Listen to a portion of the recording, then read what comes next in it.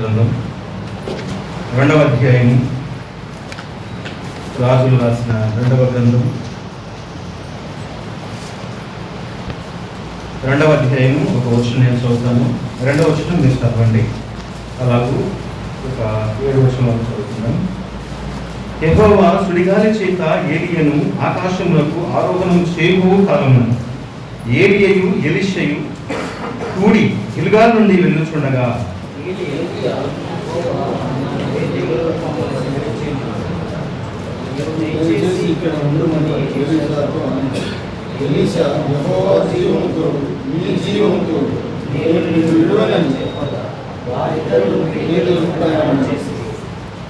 రాజులు రాసిన 2వ గ్రంథం 2వ అధ్యాయము 3వ వచనం చదువుతున్నాను. Page number 306.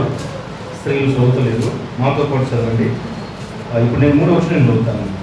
బేతేలులో ఉన్న ప్రవక్త శిష్యులు ఎలీషా యొద్దకు వచ్చి, నేడు యెహోవా నీ యొద్ద నుండి నీ గురువును పరమును తీసుకొని పోవును, నీకు ఎరుగుదువా అని ఎలీషాను అడగగా, అతడు నేను ఎరుగుదును, మీరు ఊరకుండుడి అనెను.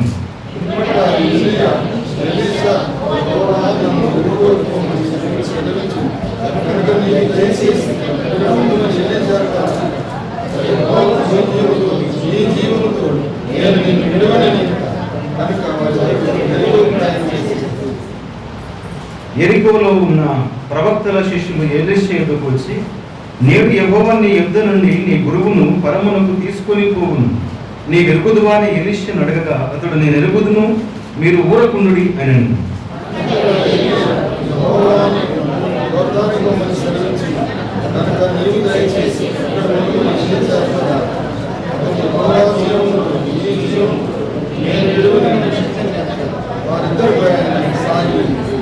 ప్రవక్తల శిష్యులు 10 మంది దూరం నిలిచి చూచుచుండగా వారిద్దరూ యోర్దాను దగ్గర నిలిచిరి. దేవుడి మాట దీవించుగాక. చిన్న ప్రార్థన. దయగల ప్రభువానికి స్తోత్రాలు. మేమందరము తండ్రి ఎలీషా ఎలీయా జీవితంలో ఉన్న సంగతులు చదువుకున్నాం. ఇందులో ఉన్న విషయాలు మా దృష్టికి తీసుకుని వచ్చి మమ్మల్ని బలపరచండి, విశ్వాసంలో భద్రపరచండి, స్థిరపరచండి. తండ్రి ఏం నేర్చుకోవాలో ఈ గ్రంథంలో నుంచి తేటగా స్పష్టంగా నీ పరిశుద్ధాత్మ సహాయం చేత నాతో మీరు మాట్లాడండి, మాతో మీరు మాట్లాడి స్థిరపరచుమని యేసుక్రీస్తు నామం పేరట ప్రార్థన చేస్తున్నాను. ఆమేన్. ప్రభునందు ప్రియులారా, చదువుకున్న భాగము చాలా సుదీర్ఘమైనటువంటి చరిత్ర. మనకు 40 నిమిషాల సమయం ముందుంది. మరి ఆలోపే నేను ముగించడానికి ట్రై చేస్తాను. ఎందుకంటే ఈ వాక్యాలు వివరించాలంటే సమయం కావాలి. మినిమం ఒక 50 నిమిషాలన్నా వస్తే బాగుంటుంది. మనకు ఎండాకాలం కాబట్టి సమయాన్ని సద్వినియోగం చేసుకొని ధ్యానం చేద్దాం. ఎంత కష్టకాలమో ఇంతవరకు మనం ప్రకటనలు విన్నాం. సరే, మనం చదువుకున్న భాగంలో ఏలియా తాను పరమునకు వెళ్ళిపోయే కాలం అది. తాను వెళ్ళిపోయే దినాలు అది. ఈ లోకాన్ని విడిచి, పరిచర్యను విడిచి, శిష్యులను విడిచిపెట్టి పరమునకు వెళ్ళిపోయే రోజు. తాను వెళ్ళిపోతున్నటువంటి సందర్భాన్ని మన దృష్టికి దేవుడు వినిపిస్తున్నాడు. చాలా చాలా సీరియస్గా లేదా జాగ్రత్తగా ఈ మాటలు వినాలి. వాక్యం చెప్పేది సులువు, వినేది కూడా సులువే, పాటించేదే చాలా కష్టమండి. వాక్యం ఎవరైనా చెబుతారు. కొంచెం వాక్చాతుర్యం అంటే, నిలబడడానికి ధైర్యం అంటే ఏమైనా మాట్లాడతారు. కానీ పాటించాలంటే చాలా కష్టం. పాటించాలంటేనే యేసు ప్రభుల వారిని చంపేశారు. విన్నవారు, పాటించేవారు కావాలి. చెబుతున్న నేనైనా వినుచున్న మీరైనా ఎలా బ్రతకాలో చాలా అర్థవంతమైనటువంటి మాటలు గత గురువారం ఉప్పలో కూడా ఈ సందేశాన్ని చెప్పాను. అందులో నుంచి మరొక కొత్త కోణం ఈరోజు. ఏమిటి కొత్త కోణము అంటే, ఈ భూమి మీద ఎలీయా వలె మనమందరం కూడా యాత్రికులం, మనమందరం కూడా పరదేశులం. మనం యాత్ర చేస్తూ ఉన్నాము. ఈ యాత్రలో మనం దిగవలసిన స్టేజ్ వచ్చిందనుకోండి, అప్పుడు దిగిపోతున్నాం. ఎంత గొప్పవారైనా యాత్ర చేసే మానవుడు తాను దిగాల్సిన స్టేజ్ వస్తే దిగి వెళ్ళిపోతాడు. దిగి వెళ్ళిపోయాడు అంటే దాని అర్థము మరణాన్ని కలుసుకున్నాడు. మరణాన్ని కలుసుకొని ఇంతవరకు సోదరుడు పాట ఉన్నట్టు ఎంతో సుందరమైన లోకాన్ని చూస్తాం. ఈరోజు విశ్వాసంతో ఉన్నాం, ఈరోజు ఒక నమ్మకము చేత ఉన్నాం. పరలోకము చూస్తాము, పరలోకంలో ఉంటాము అని ఎంతో విశ్వాసం, నమ్మకం, అదే మన ముందు ప్రత్యక్షం కాబోతుంది. అప్పుడు విశ్వాసం ఇంకా అవసరము లేదండి. విశ్వసించడం మన ఎదుట ప్రత్యక్షం కాబోతుంది. అయితే ఏలియా గారికి అర్థమైపోయింది, నేను పరమునకు వెళ్ళిపోయే కాలము వచ్చింది. పరమునకు వెళ్ళిపోయే కాలం ఎప్పుడంటే ఇదే నా చివరి రోజు. ఏమనుకున్నాడు ఎలియా? ఇదే నా చివరి దినము అనుకున్నాడు. ఇదే నా చివరి దినము అనుకొని తాను ముందు ఏదైతే ఉందో దాన్ని టార్గెట్ చేసి వెళ్ళిపోతున్నాడు. గిల్గాల్ నుండి ఎక్కడికి వెళ్తున్నాడు? బేతేలుకి వెళ్తున్నాడు. బేతేల్లో కూడా కొంతమంది శిష్యులు ఉన్నారు. వారు ఏమి చెప్పాడో బలపరిచాడేమో, కానీ బలపరిచి బేతేల్ నుంచి మరి ఎక్కడికి వెళ్తున్నాడు? ఎరుకోకి వెళ్తున్నాడు. ఎరుకోలు ఎవరున్నారు? అక్కడ శిష్యులు ఉన్నారండి. అక్కడ తన ముఖము చూయించి ఏం మాట్లాడాడు, కానీ ఆ ఎరుకో నుంచి మరి ఎక్కడికి వెళ్తున్నాడు? యోర్దానికి వెళ్ళిపోతున్నాడు. తాను వెళ్ళవలసింది ఇదే చివరి రోజు, నాకు మీ ముఖాలు నేను మరలా చూడలేను అనుకుని తన చివరి దినమని తెలుసుకొని తాను ప్రయాణం చేస్తున్నాడు. తాను వెళ్ళిపోయేది ఏలియాకు తెలుసు, ఇదే నా చివరి దినమని. అలాగే ఎలీషాకు కూడా తెలుసు, అలాగే శిష్యులకు కూడా తెలుసా లేదండి? తెలుసు. అక్కడ రాయబడింది, ఇదే నా యొక్క గురువు యొక్క చివరి దినం అనుకుని వాళ్ళు మరి బాధపడుతూ ఉంటున్నారు. శిష్యులు బాధపడుతున్నారు, ఎలీషా బాధపడుతున్నాడు, ఏలియాకి మాత్రం బాధ లేదండి. ఇదే నా చివరి దినం అనుకున్నాడు. ఏం చేస్తున్నాడు తెలుసా? శక్తికి మించిన ప్రయాణాన్ని ముందు టార్గెట్ పెట్టుకున్నాడు. శక్తికి మించిన ప్రయాణం ముందు టార్గెట్ పెట్టుకుని వెళ్ళిపోతున్నాడు. నిజంగా ఇదే నా చివరి దినము అని నీవు నేను అనుకొని ఎలా బ్రతుకుతున్నామో ఈరోజు పాఠం. యేసుక్రీస్తు ప్రభుల వారు రేపు రాబోతున్నాడు అంటే ఈరోజు ఎలా ఉంటాం? రేపు యేసు ప్రభుల వారు రాబోతున్నాడు అనేది మనకు తెలిసిపోయింది. ఈరోజు ఎట్లా ఉంటామండి? ఎన్నడూ లేని భక్తి ఈరోజు పుట్టుకొస్తుంటుంది. ఎప్పుడు లేని భక్తి. సేవకుల కంటే విశ్వాసులే భక్తులు అధికంగా కనపడతారు. ఆదివారం వచ్చిందంటే ఎంత భక్తి చూపిస్తాం, సోమవారం ఉంటుంది ఆ భక్తి. డిఎల్ మూడీ గారిని ఒక వ్యక్తి ప్రశ్నించాడంట, అయ్యా యేసు ప్రభువు వారు రేపు రాబోతున్నారంటే నువ్వు ఎలా సిద్ధపడతావు, ఎలా బ్రతుకుతావు ఉన్నారంట. అతను ఇచ్చిన సమాధానం ఏమంటే తెలుసా? నేను యేసు ప్రభు రేపు రాబోతున్నాను తెలిస్తే నిన్న ఎలా బ్రతికాను ఈరోజు కూడా అలాగే బ్రతుకుతాను. ఎంత స్వచ్ఛమైన భక్తి అది! అలా బ్రతుకుతున్నావా? ఆదివారం ఎంత భక్తి కలిగి ఉన్నావో సోమవారం భక్తి ఉందా? విచిత్రమైనటువంటి శోధనలో పడి దేవునికి దూరస్తుగా ఉంటున్నావా? యేసు ప్రభు రేపు రాబోతున్నాడు, లేదా మన దినం ఏది చివరి దినం కావచ్చు. ఎలా సిద్ధపడుతున్నాం, ఎలా బ్రతుకుతున్నాం? ఏలియాకు తెలిసిపోయింది ఇదే నా చివరి దినము అని. బయలుదేరాడు. గిల్గాల్ నుంచి బేతేలు వరకు దాదాపుగా 91 కిలోమీటర్ అండి. 91 కిలోమీటర్లు. అతడు ఎలా పరిగెత్తాడో, ఎలా నడిచాడో అని ప్రశ్నించవద్దండి. పోయాడు. 91 కిలోమీటర్లు పోయాడు. బేతేలుకు వెళ్ళిన తర్వాత అక్కడ శిష్యులను బలపరిచి బేతేలు నుంచి ఎక్కడికి వెళ్ళాడు? ఎరుకోకి ఎన్ని కిలోమీటర్లు? బేతేలు నుంచి అంటే 121 కిలోమీటర్. బేతేలు నుంచి ఎరుకోకు 121 కిలోమీటర్. ఎరుకో నుంచి యోర్దానికి వెళ్ళిపోయాడు. ఎంత డిస్టెన్స్ ఉంది అంటే 161 కిలోమీటర్. ఈ 4 ప్రాంతాల యొక్క ప్రయాణం ఎన్ని కిలోమీటర్లు అంటే 377 కిలోమీటర్లు అంటే 377 కిలోమీటర్ల దూరంలో ఇతడు ఒక్కరోజు ప్రయాణం చేసి తన పని ముగించుకొని ఉన్నాడా, వెళ్ళిపోయాడా? చెప్పండి. యోర్దానుకు వచ్చేసరికి నది దాటారు ఇద్దరు. ఎలియా వెళ్ళిపోయాడు. ఇదే నా చివరి దినం అనుకుని శక్తికి మించిన ప్రయాణం చేశాడు. శక్తికి మించిన సువార్త ప్రకటించాడు. శక్తికి మించినటువంటి ప్రభు పరిచర్యలో తన యొక్క జీవితాన్ని పణంగా పెట్టేశాడండి. ఇది తెలుసుకున్న సేవకులు, సంఘ పెద్దలు, విశ్వాసులు మన అసెంబ్లీలో ఎంత కష్టపడతారో ఒక్కసారి మీరు అసెంబ్లీ సంఘాలను చూసి తెలుస్తుంది. ఒక పెద్దలే సేవకుని కంటే మించి పని చేస్తారు. ఒక విశ్వాసే సేవకుని కంటే మించి పని చేస్తారు. ఇదే మా చివరి దినమేమో, ఇదే నా చివరి దినమేమో. ఎన్ని రోజులు బ్రతికినా మనం అనుకొని బతకవలసింది ఇదే నా చివరి దినం అనుకొని బ్రతకాలండి భక్తిలో. రేపు వెళ్ళిపోతాను, రేపు వెళ్ళిపోతే దేవుని దగ్గర ఏం చెప్పాలి? రేపు ప్రభు ముందు నిలబడతాను, తల దించుకొని కాదు, తల ఎత్తుకొని నిలబడాలి. ఆ కోణంలో ఎంతమంది వెళ్ళిపోయారు.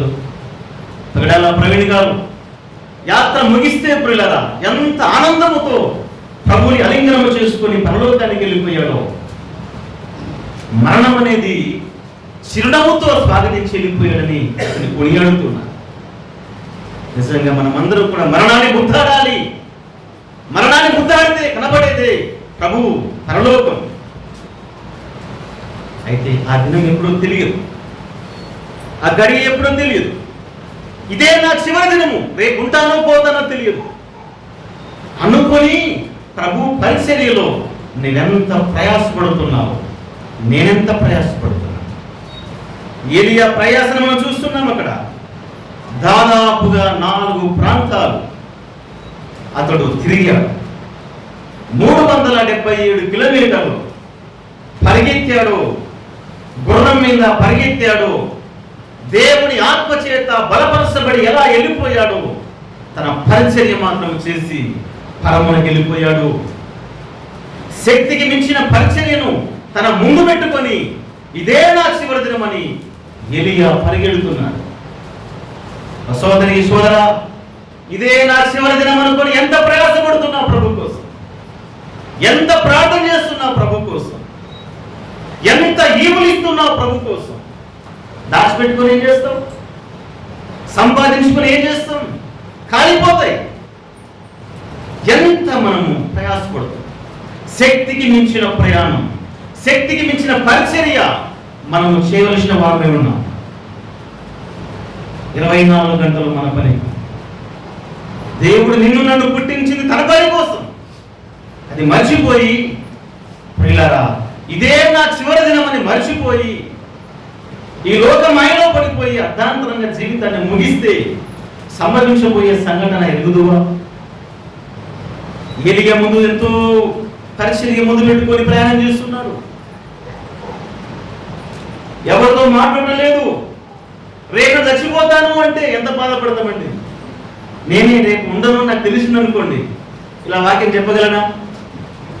ఏడుచుకుంటూ తూడుచుకుంటూ మా పిల్లల్ని మిమ్మల్ని రేపు చూడను, ఆ దుఃఖమే ఉంటుంది, ఆ ఏడుపే ఉంటుంది. ఇంకెక్కడ ప్రార్థన చేస్తావు, ఇంకెక్కడ వాక్యం చెప్తావు. కానీ మనిషి రేపు చనిపోతాను అని తెలిసి బ్రతకాలంటే అది గుండె ధైర్యం కావాలండి. ఎలియా రేపు వెళ్ళిపోతున్నాడు, పరమునకి ఆకాశంలోకి వెళ్ళిపోతున్నాడు తెలుసుకుని ఎంత ధైర్యంగా యాత్ర చేశాడు. ఎంతమంది 4 ప్రాంతాల ప్రజల్ని స్వార్థ ప్రకటించాడో, వారిని బలపరిచాడో. ఎలిషకు రెండంతల ఆత్మలు ఇచ్చి ఎలా వెళ్ళిపోతున్నాడో. అలాంటి ధైర్యం, మరణాన్ని ఎదుర్కొనే ధైర్యం నీకు నాకు ఉండాలి. నిజంగా ఏం జరగబోతుందో భవిష్యత్తులో తెలియదండి. ఇవేను క్రైస్తవులను విశ్వాసులు అందరూ కూడా ఒకరోజు ద్వారాలు మూసి గొంతు మీద కత్తి పెట్టవలసిన పరిస్థితులు రావచ్చు. మరణాన్ని మనము ఎంతో సంతోషముతో స్వీకరించాలి. అయితే ఇదే నా చివరి దినం అనుకొని శక్తికి మించిన పరిచర్య మనం చేయాలి. శక్తికి మించిన పరిచర్య చేసే వారికి సహకరించాలి. మందిరంలో పరిచర్య చేయాలి, ఈవునివ్వాలి. సంఘ కొరతలు చూస్తున్నామా? ప్రకటనలు విన్నాయి కదండి. ఇదే మన చివరి దినమైతే రేపు మనకున్నది ఎవరి వశమైపోతుంది? దేవుని దగ్గర ఏం చెప్తాం? శక్తికి మించిన పరిచర్యలో పాల్గొంటారు. 377 కిలోమీటర్లు ఒక్క రోజు ఎలా తిరిగాడు అంటే ఒక సంఘటన గుర్తు చేస్తాను. రాజులు రాసినటువంటి మొదటి గ్రంథం 18వ అధ్యాయంలో 18 అధ్యాయం అనుకుంటాను, లేదా 2వ రాజులు చూద్దాం. 2వ రాజులు 18వ అధ్యాయం 44 వచనం. మొదటి రాజులే అనుకుంటాను, చూడండి. మొదటి రాజు 18వ అధ్యాయము 44 వచనం. 7వ మారు అతడు చూచి అదిగో మనిషి చెయ్యి ఇంత చిన్న మేఘము సముద్రం నుండి పైకి ఎక్కుచున్నదనను. అప్పుడు ఏలియా నీవు అహాబు దగ్గరకు పోయి నీవు వెళ్ళకుండా వర్షము నిన్ను ఆపకుండునట్లు నీ రథమును సిద్ధపరుచుకొని పొమ్మని చెప్పుమని వానిని పంపిన. 3.5 సంవత్సరాలు వర్షం లేదు దేశంలో. 3.5 సంవత్సరాలు వర్షం లేకపోతే ఒక ఛాలెంజింగ్ సవాల్ వచ్చింది. ప్రార్థన, అక్కడ అద్భుతం జరిగింది. ప్రార్థన చేస్తున్నాడు వర్షం కురవాలి అని. మోకాల మధ్య తల వంచుకొని ప్రార్థన చేస్తున్నాడు. పనివాడితో శిష్యులతో చెప్తున్నాడు, శిశువు ఒక్కసారి ఆకాశం వైపు చూడన్నాడు. అప్పటికి 6 సార్లు చూశారు, ఏమి కనపడలేదు. 7వసారి చిన్న మేఘం, అరచేయంత మేఘం కనపడింది. అరచేయంత మేఘం కనపడితే చెప్పాడు ఏలియా, అదిగో దేశపు రాజునటి ఆహాజుతో చెప్పు, వర్షం రాబోతుంది. ఎంత మేఘం నుంచి? అరచేయంత మేఘం నుంచి రాబోతుంది. నీ రథాన్ని సిద్ధపరుచుకొని బయలుదేరు, వర్షం నిన్ను ఆపుతుందేమో అని చెప్పాడు. అతడు రౌతును సిద్ధపరుచుకొని ఇశ్రాయేలు గుమ్మానికి పరిగెత్తుతున్నాడు. రథాలు పరిగెత్తుతూ ఉన్నాయి. రథాలు దౌడు తీస్తూ ఉంటే ప్రియులారా, ఆ అహాబు రాజు ఇశ్రాయేలు యొక్క గుమ్మం దగ్గరికి పోయాడు లేదా, కానీ అక్కడ ఎవరున్నారండి? ఏలియా వచ్చి ఉన్నానంటే. ఎలా వచ్చావు ఏలియా నువ్వు ఇక్కడికి అని అహాబు అడుగుతున్నాడు. ఆహాబుకి సుడి తిరిగిపోయింది. ఆహాబుకి మైండ్ బ్లాక్ అయిపోయింది. నాకు రౌతులు ఉన్నాయి, రథాలు ఉన్నాయి, నేను చేయలేని ప్రయాణం ఇక్కడ చేశాడే. అప్పుడు ఏలియా ఏం చెప్తాడో తెలుసా? ఏం చెప్తాడండి ఏలియా? 18వ అధ్యాయము 46 వచనం చూడండి.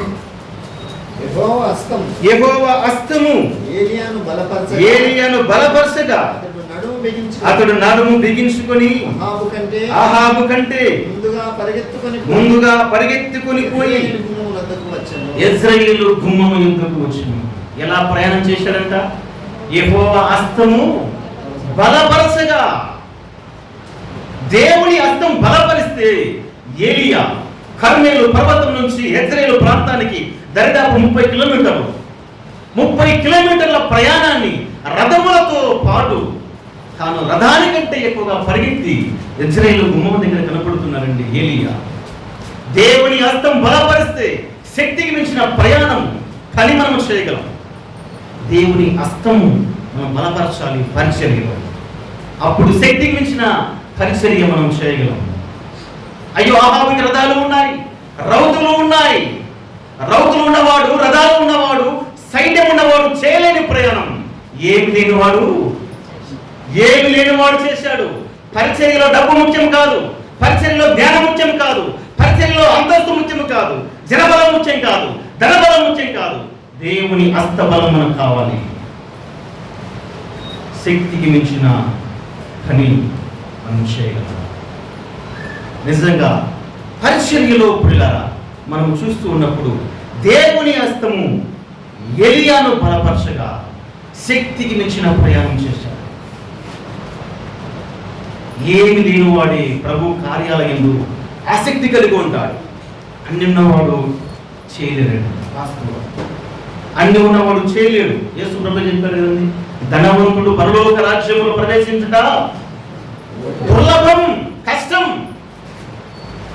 సోదరులారా, మనకి ఏమి ఉన్నా ఏమి లేకపోయినా దేవుని యొక్క హస్తం నన్ను బలపరిస్తే నేను ఏదేమో చేయగలను అని ఆయన హస్తబలం మీద మనం ఆధారపడి మన యొక్క పరిచర్య, మన యొక్క విశ్వాస యాత్ర మనం కొనసాగించవలసిన వారమై ఉన్నాం.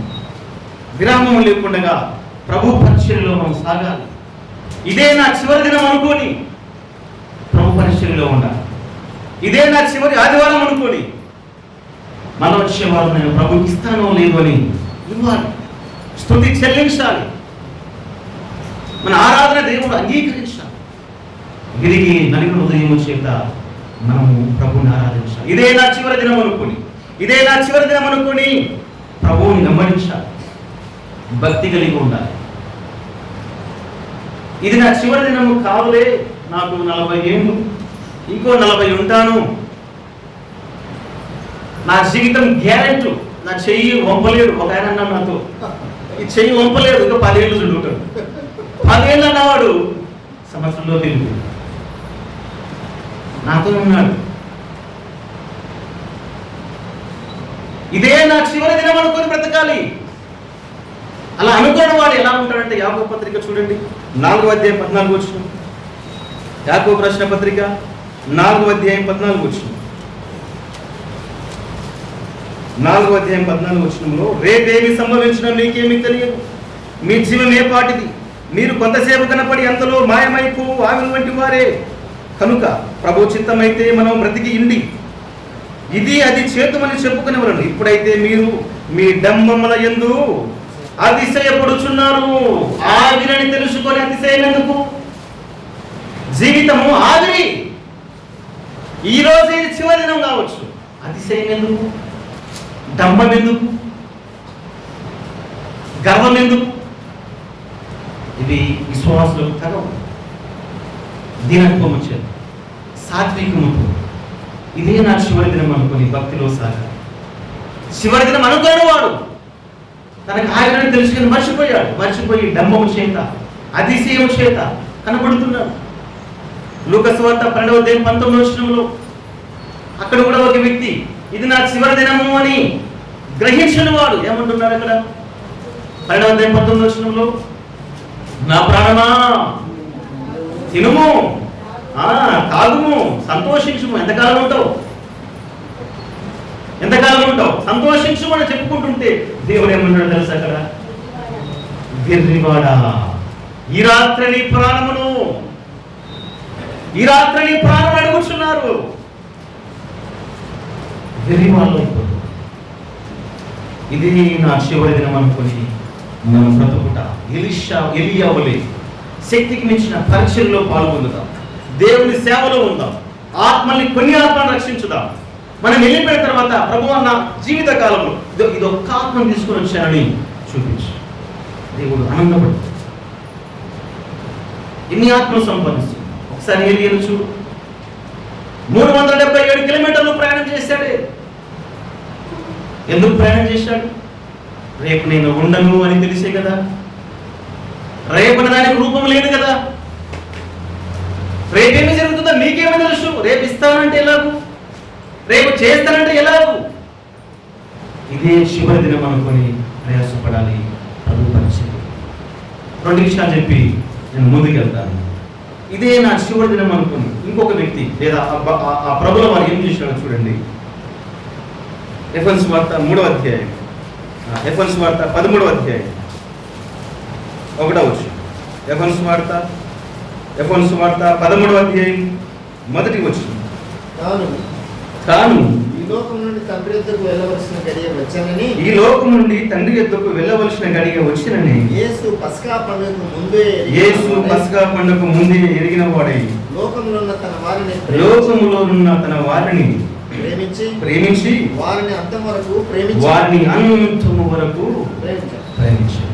యేసు ప్రభువు ఏమంటున్నారంటే, నేను ఈ లోకము నుండి వెళ్ళిపోవాలి, ఇదే నా చివరి దినాలు అనుకుని యేసు ప్రభు ఏం చేస్తున్నారంటే తన వారిని ప్రేమించను, అంతము వరకు ప్రేమించను. ఇదే నా చివరి దినం అనుకొని మనం ప్రేమించాం. ఇదే నా చివరి దినం అనుకొని ప్రేమను పంచాలి. ఇదే నా చివరి దినం అనుకోని ప్రభు ప్రేమను లోకానికి రుచి చూపాలి. ఇదే నా చివరి దినం అనుకోని ఎంత ప్రేమ కలిగి బ్రతుకుతున్నాం, ఎంత ప్రేమ కలిగి ఉన్నాం మనం. సోదరులారా, కట్టుకున్న వారిని, కన్నవారిని మనము ఎప్పుడు కూడా దుర్భాషలాడు గొడవ పడుతూ ఉండకండి. కుటుంబాలుగా భార్య భర్తలు, పిల్లలు, ఇదే మన చివరి దినం కావచ్చు. ప్రేమను చూపించు. ఎప్పుడు అతిశయాలు, ఎప్పుడు గర్వాలు, ఎప్పుడు అహంకారము, కోపాలు, ద్వేషాలు, గొడవలు అది జీవితం కాదు. యేసు ప్రభు చెప్తున్నాడు, నేను ఈ లోకం నుండి తండ్రి యొద్దకు వెళ్ళాలి. అయితే ఆ గడియ సమీపించింది. అది తెలుసుకొని తన వారిని అంతము వరకు ప్రేమించాడు. ప్రేమను పంచుతున్నాడు. ఎంత ప్రేమను పంచాడు ప్రభుల వారు. తను అప్పగించిన యూదాను కూడా ప్రేమించాడు. 30 వెండి నాణ్యములకు అమ్ముకున్నటువంటి యూదాను కూడా ఆయనకి రొట్టె ముక్కనిచ్చి ప్రేమించాడు. యేసు ప్రభువు ఎవరో నాకు తెలియదని బొంకినటువంటి పేతురును కూడా ప్రేమించాడు. సోదరులారా, మనం ప్రేమతో బ్రతకాలి. కుటుంబంలోనైనా, సంఘంలోనైనా, సమాజంలోనైనా ప్రేమ ప్రేమ దుర్భాషలాడుతూ వర్గభేదాలు చేసుకుంటే ఎంతకాలం బ్రతుకుతాం? వర్గభేదాలతో ఉంటే స్వర్గం పోలేము. నిజమేనండి, వర్గభేదంతో ఉంటే స్వర్గానికి పోలేము. వర్గభేదాలు విడిచిపెట్టి ఐక్యమత్యముతో ఇది ప్రభువు పని, నేను ఈ లోకాన్ని విడిచి వెళ్ళిపోతున్నాను. ప్రేమను పంచు. నిజంగా సోదరి సోదరులను మన ప్రభుల వారి ఈ వచనంలో మనకు నేర్పుతున్నారు. వారిని అంతం వరకు ప్రేమించారు.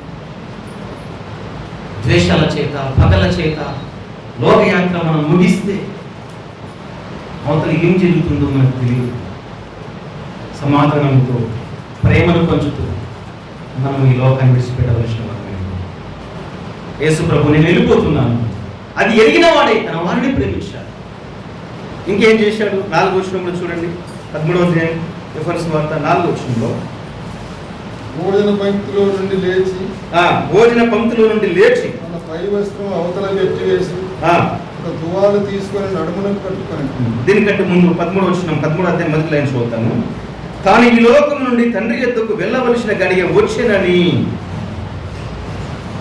అది ఎరిగి, ఈ లోకంలో నుంచి తండ్రి యొద్దకు వెళ్ళవలసిన గడియ వచ్చిందని ఎరిగాడండి. ఇదే నా చివరి దినం అనుకొని ఏమి ఎరగాలి అంటే, ఈ లోకాన్ని విడిచిపెట్టి నేను తండ్రి దగ్గరికి పోవాలని ఎరగాలి. ఎరుగుతున్నావా? ఇదే నా చివరి దినము, నేను తండ్రి దగ్గరికి వెళ్ళాలి. నేను వచ్చింది పరలోకం నుంచి, తిరిగి నేను పరలోకానికే వెళ్ళాలి. ఆ గురి ఉన్నదా? ఆ జ్ఞాపకం ఉన్నదా? ఆ జ్ఞాపకాన్ని మర్చిపోయావా? ప్రసంగి అంటాడు, ఊరికి పోవు త్రోవ ఎరగని వారై బుద్ధిహీనులు తమ ప్రయాస చేత ఆయాసపడుతురు అంటాడు ప్రసంగి గ్రంథంలో. మనము పరలోకం నుంచి వచ్చాం, అక్కడికే వెళ్ళాలి. అక్కడికి వెళ్ళాలన్న ఆలోచన, జ్ఞానము మనకు ఉండాలి. అంటే ఇదే నా చివరి దినం అయ్యా, నేను వచ్చింది నీ దగ్గర నుంచి, నీ దగ్గరికి వెళ్తాను అని నిర్ణయం చేసు. నీ మనసు మార్చుకో, పాపాన్ని ఒప్పుకో, పాపం నుంచి వేరై దేవుని కోసం బ్రతికితే తండ్రి దగ్గరికి వెళ్తూ ప్రభుల వారు అది ఎరిగి తాను సిద్ధపడుతున్నాడు. తర్వాత ఇప్పుడు 4వ వచనం చూడండి, 4వ వచనం, భోజన భక్తిలో నుండి లేచి తన పై వస్త్రమును అవతల పెట్టివేసి ఒక తువాలు తీసుకొని నడుములకు కట్టుకొని, అంతటా పల్లెములో నీళ్లు పోసి శిశువుల పాదములు కడుగుటకు తాను కట్టుకొని ఉన్న తువాలుతో తూడ్చుటకును మొదలుపెట్టెను. చూడండి పిల్లలు, నేను ఈ లోకం నుంచి వెళ్ళిపోవలసిన గడియ వచ్చింది. ఇదే నా చివరి దినం. రాత్రి వస్తారు, ఆ భ్రష్టతులు పట్టుకొని యేసుక్రీస్తుని బంధిస్తారు. శిలువ మరణానికి వెళ్ళిపోతున్నా. ఇదే నా చివరి దినం అనుకుని తన యొక్క పై వస్త్రాన్ని పక్కన పెట్టి శిష్యుల యొక్క పాదాలు కడుగుతున్నాడండి. శిష్యుల యొక్క పాదాలు కడుగుతున్నారు. ఒక ప్రశ్న. పాదాలు కడిగినవాడు గొప్పవాడా, పాదాలు కడిగించుకున్నవాడు గొప్పవాడు? పాదాలు కడిగినవాడు గొప్పవాడా, కడిగించుకున్నవాడు గొప్పవాడా?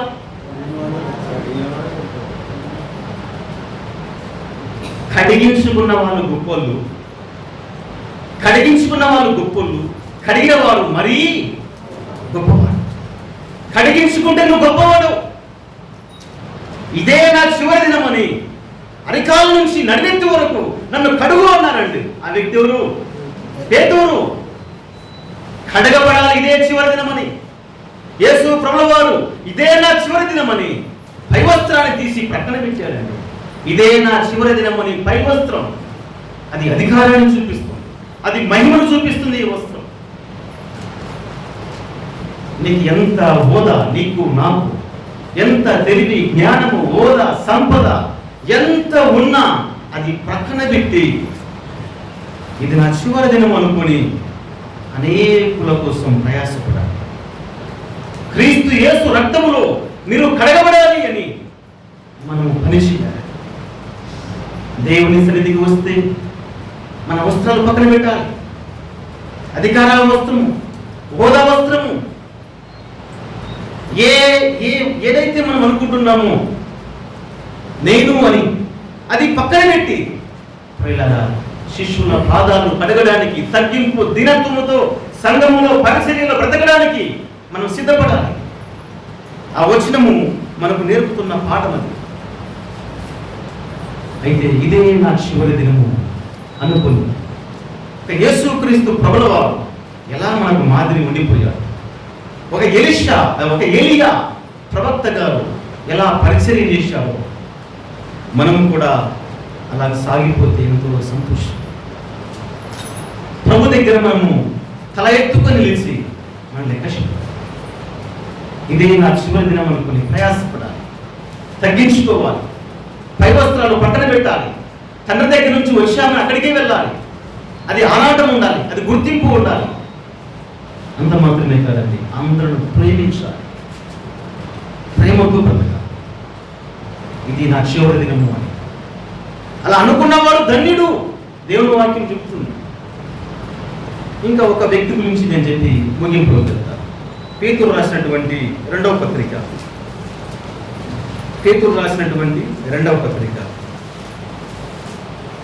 1వ అధ్యాయము 13వ వచనం. మొదటి పేతురు పత్రిక 1వ అధ్యాయము 13, 14 కలిసి ఉన్నాయి, చదువుకుందాం.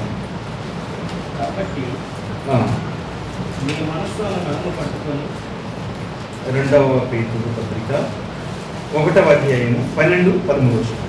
కాబట్టి మీరు ఈ సంగతులను తెలుసుకొని మీరు అంగీకరించిన సత్యములు స్థిరపడి ఉన్నాము. వీటిని గురించి ఎల్లప్పుడూ మీకు జ్ఞాపకం చేయుటకు సిద్ధముగా ఉన్నాను. మరియు మన ప్రభువైన యేసుక్రీస్తు నాకు సూచించిన ప్రకారము నా గుడారమును త్వరగా విడిచిపెట్టవలసి వచ్చనని ఎరిగి నేను ఈ గుడారములో ఉన్నంత కాలము ఈ సంగతులను జ్ఞాపకము చేసి మిమ్మును రేపుట న్యాయమని ఎంచుచున్నాను. ఇక్కడ పేతురు భక్తుడు మాట్లాడుతున్నాడు. నా గుడారము త్వరగా విడిచిపెట్టవలసి ఉందని నాకు సూచించబడింది. ఎంత గొప్ప ధన్యత అది! పేతురుకు సూచించబడింది ఏమని? ఈ గుడారాన్ని నేను వదిలిపెట్టున్నా, ఇదే నా చివరి దినం.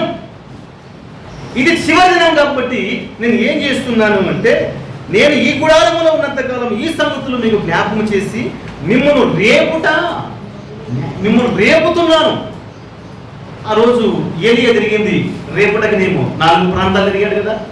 అనేక మంది శిష్యులను రేపుటకు ప్రభు పరిచర్యలో ఒక రోషం కలిగి బ్రతకాలి, మచ్చలేని వ్యక్తిగా బ్రతకాలి, ఎవరు ఏమిటి చూపకూడదు మనల్ని అని రేపుతున్నాడు పౌలు, ఆ పేతురు.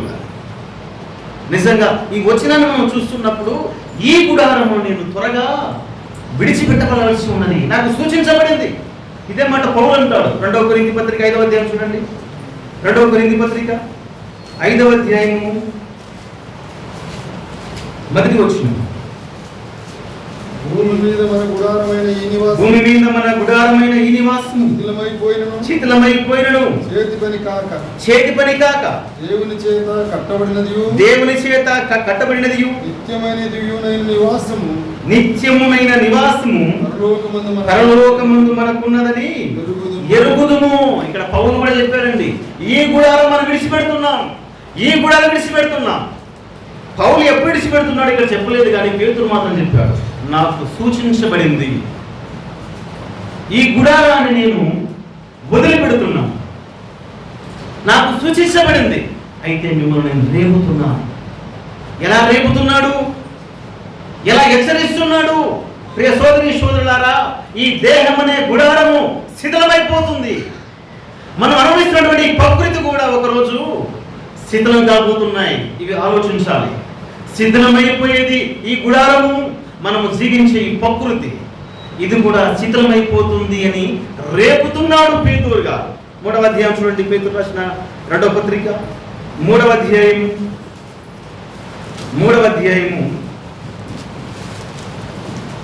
11-12 వచనాలు. ఇవన్నీ ఇప్పుడు లయమైపోవు గనుక ఆకాశములు రగులుకొని లయమైపోవునట్టు పంచభూతములు మహావేంద్రములతో కరిగిపోవునట్టు దేవుని దినపు రాకడ కొరకు కనిపెట్టుచు దానిని ఆశతో అపేక్షించుచు మీరు పరిశుద్ధమైన ప్రవర్తనతోను భక్తితోను ఎంతో జాగ్రత్త గలవారై ఉండవలెను. ఎంత మంచి మాటలు పేతురుగా చెబుతున్నారు. మిమ్మల్ని రేపుట న్యాయము, నేను వెళ్ళిపోతున్నాను, ఇదే నా చివరి దినము అనుకున్నాడు. భక్త కోటికి పేతురు రాస్తూ అయ్యలారా, ఈ గుడారాన్ని విడిచిపెడుతున్నాను. అలాగే ఈ ప్రకృతి కూడా ఒకరోజు లయమైపోతుంది. పంచభూతములు అన్నాడు. పంచభూతములు అనగా 5 భూతాలు, 5 దేవదూతలు. అవి గాలి, ఆకాశం, నీరు, భూమి, నిప్పు. 5 భూతాలు కలిసి ఒకరోజు అవి నాశనమైపోతుంది. వాటి స్వభావాన్ని వదులుకొని వెళ్ళిపోయినప్పుడు ఈ భూమి ఆకారాన్ని కోల్పోతుంది. భూమి ఒక దేవతతో పోల్చాడు, అగ్ని ఒక దేవతతో దేవుడు పోల్చాడు, గాలిని నీరును ఒక దూతలతో పోల్చాడు. ఇవి అంట తమ యొక్క రూపాన్ని వదులుకొని అవి కూడా వెళ్ళిపోతున్నాయి దేవుడి దగ్గర. అప్పుడు అంటాడు భక్తుడు, భూనివాసి నీ మీదకి భయం వచ్చును. భూమి మత్తుల వలె ఊగుతా ఉంది, భూమి కేవలం తునకలైపోతుంది, భూమి గడగడమని ఒరుగుతా ఉంది, కరిగిపోతా ఉంది. ఎక్కడ నివాసం చేస్తారు? మానవునికి నివాసం లేదు. ఈ ప్రకృతి అంతరించిపోతుంది. ఈ ప్రకృతిలో మనకున్నటువంటి సంపద, స్వాస్థ్యం అంతా కూడా కరిగిపోతున్నాయి. అది ఒక రోజు రాబోతుంది అని గుర్తిరిగి మిమ్మల్ని రేపుట న్యాయమని ఎంచి ఏమని చెప్తున్నాడు? చివరి మాటలు మనం చూస్తే 12వ వచనం చివరి మాటల్లో, మీరు పరిశుద్ధమైన ప్రవర్తనతోను భక్తితోను ఎంతో జాగ్రత్త గలవారై ఉండవలెను. ఎంతో జాగ్రత్త. దేని ధరించుకుని జాగ్రత్త కలిగి ఉండాలి? పరిశుద్ధమైన ప్రవర్తన, భక్తి. సోదరీశ్వరులారా, ఇక్కడ వరి కాలంలో, ఈ దినముల అంతములో క్రీస్తు యేసు లోకానికి రాబోతున్నటువంటి చివరి రోజుల్లో మనం ఉంటున్నాం. లేదా మనం వెళ్ళిపోయే రోజు కూడా ఇదే చివరి దినం కావచ్చు. భక్తితో మనం బ్రతకాలి, యథార్థతతో మనం బ్రతకాలి, నిష్కపటమైన భక్తిని మనము కలిగి ఉండాలి. ఇలా రేపుట న్యాయమని ఎంచి చెబుతున్నాను. పేతురు ప్రసంగంలో ఇంకా చాలా విషయాలు మాట్లాడుతూ వచ్చారు. అయితే ఈ భక్తుల జీవిత చరిత్ర మనము తెలుసుకున్నప్పుడు ప్రియులారా, వారందరూ కూడా వారి యొక్క జీవితాన్ని ఎలా ముగించారంటే వారికి మరణదినం అనేది తెలుస్తుంది. దేవుడే చెప్పాడు, అప్పుడు వాళ్ళు బ్రతికిన విధానం వర్ణింపలేదు. మోషేకి చెప్పలేదు దేవుడు, మోసే నువ్వు కానాను చూస్తావు కళ్ళతో, ఆ దేశంలో ప్రవేశించలేవు. అయ్యా 40 ఏళ్ళు తిప్పలు పడ్డాను, 40 ఏళ్ళు నడిపించాను కదా, నన్నెందుకు అడుగు పెట్టలేవు? ఒక 10 సంవత్సరాల ఆయుష్ పెంచు. హిజ్కియా ఎడుగున్నాడా? హిజ్కియా ప్రార్థన చేసి ఆయుష్ సంపాదించుకున్నాడు కదా. అలాగేమైనా ప్రయత్నం చేశాడా మోసే? ప్రయత్నం చేయలేదండి. దేవుడి యొక్క మాటకు తల ఉంచాడు. ఏ పర్వతం అది? పిసిగా కొండ మీద నుంచి దూరం నుంచి చూశాడు. దేవుడు తనకు సెలవిచ్చిన మాట ప్రకారంగా ఆ పిసిగా కొండ మీద నువ్వు మరణించాలి అంటే మరణించడానికే కొండ ఎక్కుతున్నాడండి. మరణించడానికే వెళ్ళిపోతున్నాడు. అన్న ఉన్నా, అక్క చెల్లెలు ఉన్నా, మిరియాము తల్లిదండ్రులు ఉన్నా, నానేవారు ఉన్నా, అందరిని వదిలిపెట్టి దేవుని పిలుపును మరణాన్ని కలుసుకోవడానికి వెళ్ళిపోతున్నాడు. అంత ధైర్యం భక్తుల జీవితాల్లో మనం చూస్తాం. ఇదే నా చివరి దినం అనుకొని అతడు వెళ్ళిపోతూ ప్రియులారా, మరొక వ్యక్తిని దేవుడి దగ్గర గోజాడి, నేను వెళ్ళిపోతే ఈ ప్రజలు గొర్రెలు లేని కాపర్ల వలె ఉండవద్దు అని నూను కుమారుడైన యెహోషువకు ఆ బాధ్యతలు అప్పగించి వెళ్ళిపోయాడు. ఎంత ధైర్యం, ఎంత ప్రభు పట్ల పని, ఆ నిబద్ధత చూడండి పిల్లలు. చాలా మంది భక్తులు ఉన్నారు, తమ యొక్క మరణ దినము చివరి దినమని తెలుసుకొని వారు చేసిన పని ఏమిటో చేస్తున్నారు. చాలా మంది భక్తులు ఉన్నారు. చాలా ఇదివరకు అయితే మన జీవితం ఎలా ముగిస్తున్నాం? మన యాత్రలో మనం కూడా ఏదో ఒక రోజు ఈ జీవిత యాత్ర నుంచి మనం దిగి వెళ్ళిపోతాం. అది ఏ వయసు వారైనా, మరణానికి ఇప్పుడు వయసు పరిమితి లేదు. ఏ వయసులోనైనా సరే మరణం అనేది కలుసుకోవచ్చు. వెళ్ళిపోయిన తర్వాత ఎంతో సుందరమైనటువంటి ఆ పరలోకాన్ని చూస్తూ ఉన్నప్పుడు, ఆ వైభోగాన్ని చూస్తున్నప్పుడు, ఇక్కడ దేవుని కోసం పడిన ప్రయాస, ఆకలి కొన్నావు, దప్పి కొన్నావు, శ్రమ అనుభవించావో, కష్టాలు అనుభవించావో, ఇవన్నీ కూడా ఒక్క రెప్పపాటున మర్చిపోతామండి. ఒక రెప్పపాటున మనము మర్చిపోతాం. అది ఎలాగంటే ఒక గర్భిణీ స్త్రీ తాను ప్రసవ వేదన పడుతున్నప్పుడు ఆ వేదన ఎంత భయంకరంగా ఉందో తాను కన్న బిడ్డను చూసిన మరుక్షణమే మర్చిపోతున్నాడు. నిజమే పిల్లరా, దేవుడి కోసం శ్రమపడు, కష్టపడు, ఆకలిగొను, దప్పిగొను, దేవుని కోసం భరించు ఒక్కసారి సరే. నేను ప్రభు పరిచయం ఈరోజు ఆకలి ఉన్నాను, ఈరోజు ప్రభు పరిచర్యనిచ్చి ఇబ్బంది పడుతున్నాను. అలాంటి దినం నీ జీవితంలో వచ్చిందా? నా దగ్గర ఒక 10,000 ఉన్నాయి, 10,000 ప్రభు పరిచర్యకి ఇచ్చాను, ఇప్పుడు నేను ఇబ్బంది పడుతున్నాను. ఇలాంటి దినం మనం గడపాలి, ప్రభువుకి ఇచ్చి బాధపడాలి. అప్పుడు చూడు దేవుని దగ్గర నీకు వచ్చే బహుమానం. అన్ని ఉంది దేవునికి ఇచ్చేది కాదు, అన్ని ఉంది మనం అనుభవించేది కాదు. ఇదే నా చివరి దినాలు అనుకొని భక్తిగా బ్రతికిన భక్తులు ఇంకా చాలా మంది ఉన్నారు. దావీదు తీసుకున్నా, పౌలు తీసుకున్నారు, ఇంకా సులభుని తీసుకోవాలి. సోదరులారా, ధ్యానం చేయండి. ఒక ఎలియా వలె శక్తికి మించిన పరిచయలు మనం పాల్గొంటాం. పని చేద్దాం. దేవుడు ఎప్పుడు పిలుచుకుంటాడో తెలియదు. ఎంతో మంది మన కళ్ళ ముందే లోకాన్ని విడిచి వెళ్ళిపోతున్నారు. ఇది కూడా మనకు శాశ్వతం కాదు. మనం ఎప్పుడు సంతోషంతో, ఆనందంతో ఇదే నా చివరి దినమని పరిచర్య చేద్దాం, ఇదే నా చివరి దినమని ప్రేమను పంచుదాం, ఇదే నా చివరి దినము అని మనకుండే అధికార దాహాలన్నీ పక్కన పెట్టి పరిచర్యలో క్రీస్తుల పాదాలు కలిగినట్టు తగ్గించుకుని పెట్టుకుందాం. ఇదే నా చివరి దినమని నువ్వు ఒక్కడివే కాదు దేవుని మందిరానికి వచ్చేది, నువ్వు ఒక్కడివే కాదు పరలోకంలో ప్రవేశించాలన్న ఒక నిబద్ధతతో నువ్వు కలిగి వస్తున్నావు కదా. ఇతరులకు రేపాలి, ఇతరులకు మనం చెప్పాలి. ఎంతమంది నడిపిస్తుంది? పేతురు రోజులు ఒకసారి నాకు సూచించబడింది, మిమ్మల్ని రేపుతున్నాను. రేపాలి.